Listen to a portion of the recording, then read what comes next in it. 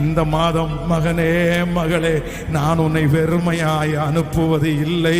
நீ இவ்வளவு நாட்கள் பிரயாசப்பட்டும் உன்னுடைய படகு வெறுமையாய் இருக்குமானால் இந்த மாதம் கர்த்தர் வாக்கு கொடுக்கிறார், உன் பிரயாசத்தினுடைய வெறுமையை மாற்றி உன்னை நிரம்பி வழிய பண்ணுவேன். கடந்த நாட்களிலே ஏற்பட்ட உபத்திரவம் உனக்கு வெறுமையை கொண்டு வருமே, ஆனால் கர்த்தர் சொல்லுகிறார், இந்த உபத்திரவ காலம் இந்த மாதத்தோடு முடிய போகிறது.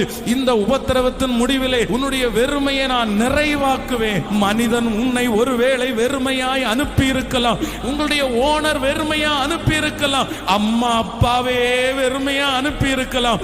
ஆனால் இன்றைக்கு உங்களோடு பேசிக் கொண்டிருக்கிற ஆண்டவராகிய இயேசு கிறிஸ்து வாக்கு கொடுக்கிறார், இஸ்ரவேல் ஜனங்கள் அந்த எகிப்திலிருந்து புறப்படும் போது நான் அவர்களை வெறுமையாய் அனுப்பவில்லை, உன்னையும் இந்த மாதம் வெறுமையாய் அனுப்ப மாட்டேன் என்று கர்த்தர் வாக்கு கொடு